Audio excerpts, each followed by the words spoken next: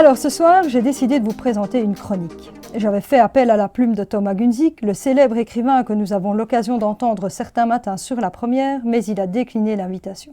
Il ne se sentait pas à la hauteur. Pas à la hauteur de quoi? Pas à la hauteur de l'événement, d'un événement complexe. Alors bonjour à toutes et bonjour à tous, je me lance. Je prends les rênes de cette chronique pour vous parler de cette chose. Cette chose, c'est cet événement surnaturel, inimaginable, impensable voici encore quelques semaines.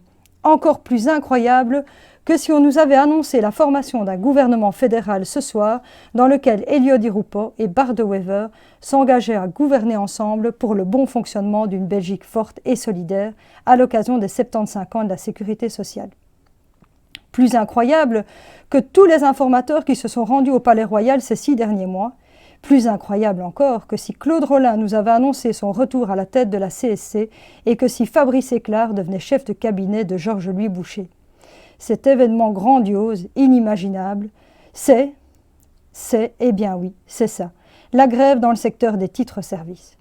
Et oui, elles ont osé, ces femmes qui devraient déjà être contentes d'avoir quelques heures de travail pour un salaire de misère, ces femmes et ces quelques hommes qui ont troqué leurs heures en noir pour faire toute la clarté dans vos maisons, ces femmes et ces quelques hommes ont osé le faire. Et elles se sont même permises l'impensable, faire des actions.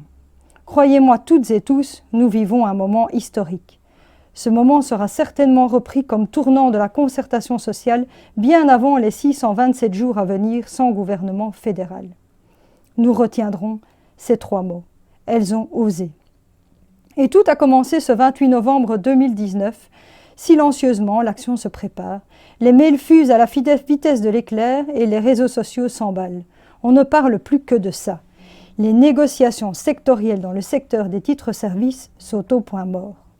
Dans un secteur où l'aide ménagère gagne en moyenne pas plus de 11,50 € de l'heure, les employeurs refusent de leur octroyer l'augmentation interprofessionnelle de 1,1%.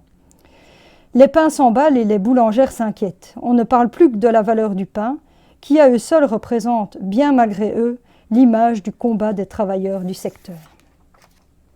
Mais revenons-en au 28 novembre 2019, car Dieu sait que la situation est complexe et je ne voudrais pas vous perdre en chemin ou vous obliger à marcher sur l'eau.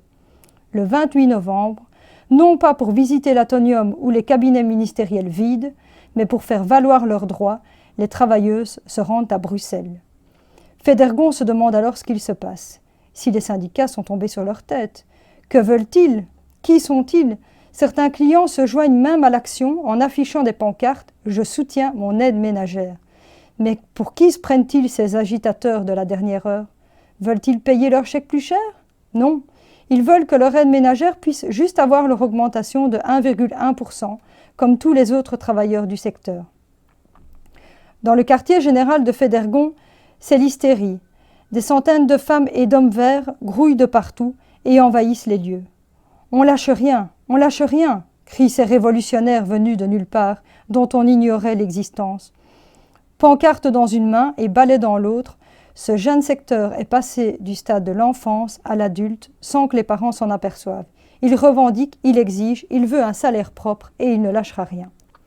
On compte avant tout sur les militants, mais on est encore loin de nos surprises. La semaine avant la Saint-Nicolas, même le grand saint s'y met. Alors qu'il a énormément de travail, il prend le temps de venir soutenir les travailleuses du secteur le 5 décembre. Des sous pour les actionnaires, des bonbons pour les aides ménagères. Elles sont à nouveau dans la rue, prêtes à envahir les agences intérimaires de titres-services. Le phénomène prend de l'ampleur auprès des médias.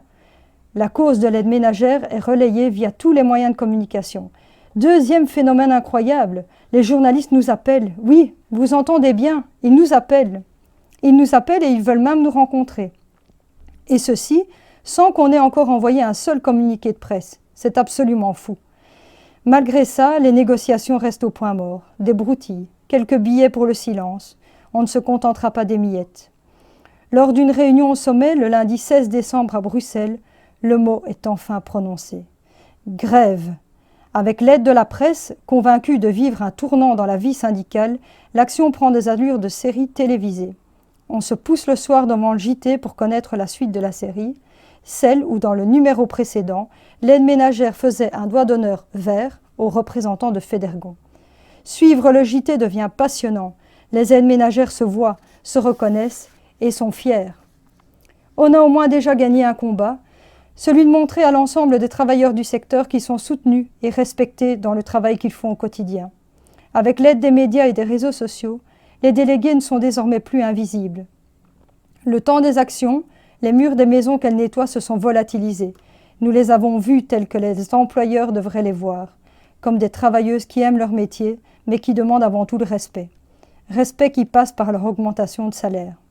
Voilà, je n'ai sans doute pas le talent de Thomas Gunzig, sinon je ne serais pas là, mais je tenais à vous faire vivre ce combat comme nous le vivons nous-mêmes, quelque chose d'inédit que nous n'aurions jamais cru possible, et faisons de demain ce que nous voulons.